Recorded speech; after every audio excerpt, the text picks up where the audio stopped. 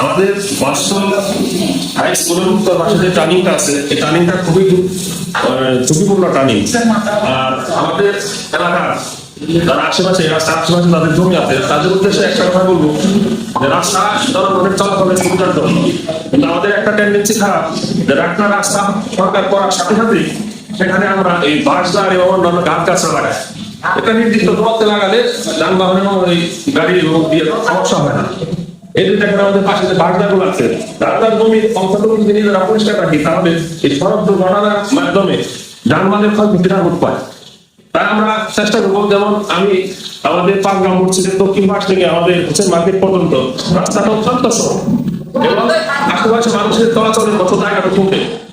আমি বিগত বছরগুলোতেও এই শীতের সিজনের আগে আমার নিজস্ব উদ্যোগে নিজস্ব খরচে আমি প্রতি বছর এগুলো পরিষ্কার করে দিতে, ওইখানে আমার এই বাগান উত্তর মসজিদে নামাজের জন্য যাতায়াত করে এবং আমরা নিজেরাও যাতায়াত করি। আমাদের নিরাপত্তার স্বার্থে আমরা ওগুলো পরিষ্কার করি।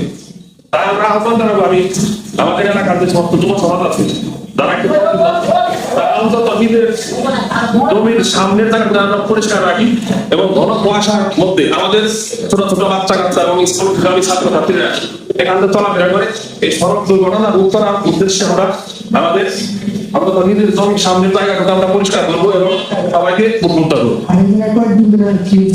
আর এই বাস্তব হাই স্কুলের উত্তর পাশে সমিলের এখানে গতকালও নাকি এই কুয়াশার কারণে কুকুরের সাথে একটি মোটরসাইকেলের অ্যাক্সিডেন্ট হয়েছে। আজকে আবার খোলা ট্রলিটা এটা খালি আঙুল অবস্থায় আসতেছিল, হঠাৎ করে এখানে আমার গাড়ির চাক্কা ভেঙে দুর্ঘটনা হয়। আবার গাড়ির চালক এবং লেবার সহ দুজনেই আহত হয়েছে। চালক গাড়ির উদ্দেশ্যে বলবো, সবার সাথে মধ্যে আপনারা একটু সতর্ক থাকবেন এবং গাড়ির সত্যি নিয়ন্ত্রিত অবস্থায় গাড়ি চালাবেন।